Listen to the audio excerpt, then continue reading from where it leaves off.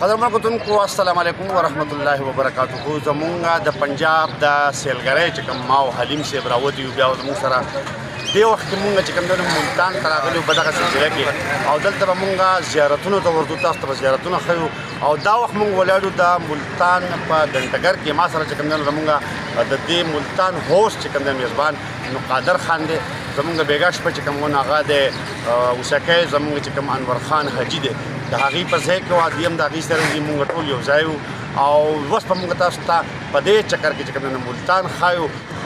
جی کتونکو څنګه چې تاسو ګورئ مخامخ چې کوم دی دا بلډینګ دی په دغه بلډینګ کې چې کوم دی نو ګړی لګېدلې ده او دا د ملتان ګنټګر دی څنګه چې پېښور کې ګنټګر دی لاهور کې دی بیا مطلب چې کراچۍ کې دی یا نور ښارونو کې دی نو دا اوس د ملتان ګنټګر دی او دا خواوشا دغه سیمه چې کوم دی نو دغلته آبادۍ دي او دغه ګنټګر دی د دې ګنټګر نه دا بیا مخکې چې مونږ ورځو نو دغه مونږ ته چې کوم دی نو زیارتونه ښکاري او دغه د دې ځای کې چې کوم اولیاء دي اولیاء کرام دي په ملتان کې نو دغه د هغې زیارتونه دي او مونږ دغه زیارتونو تر روان یو زمونږ سره زما ملګری حلیم صاحب دی او دغه تاسو ګورئ زیارتونو ته چې کوم دی مونږ ورځو مخکې ګورو چې کوم کوم زیارت دی او د هغې هسټري څه ده دا مونږ خپل سفر چې کوم دی نو دا روان دی او دا اوس چونکې لس نیمې بجې د دومره ګڼه نشته دی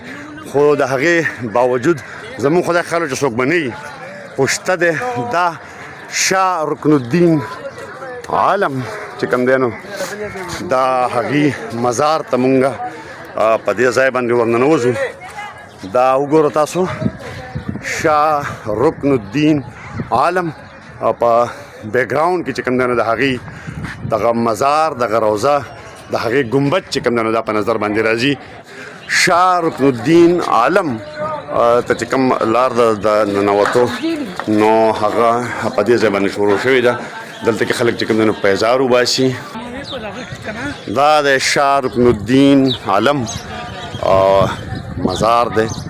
او دننه اوس مونږ چې کوم دی نو دا راننوتلو دا لنګرخانه دغه ته دغه چې کوم دی نو دغه لنګرخانه ده او دلته دا مزار دی کوترې چې کوم دی نو هم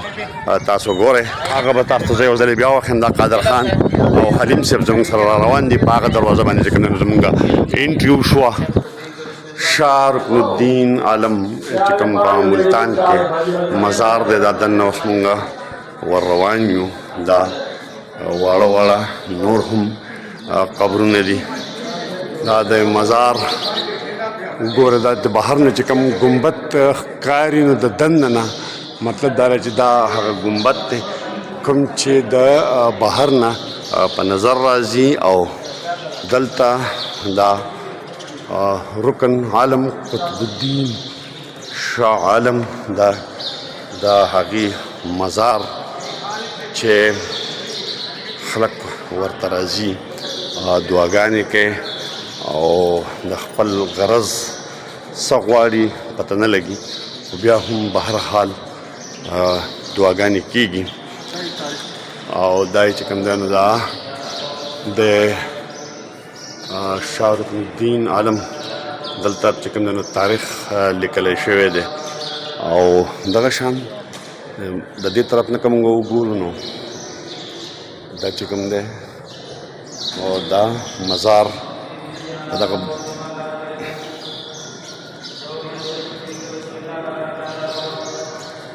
دا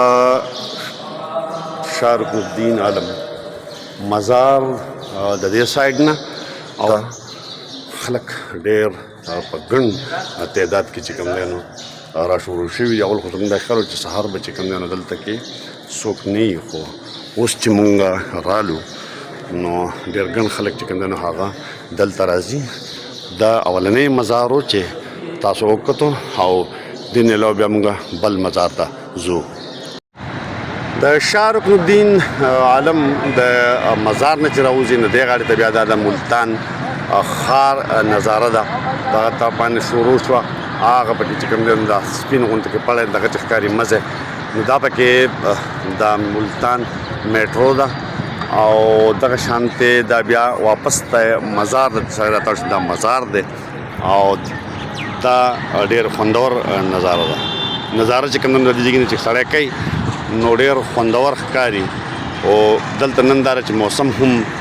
لګ هغه شان نه دی چې دون غونډه کې دی دومره پاک راځي نه خو بیا هم یو خوندور نظاره ده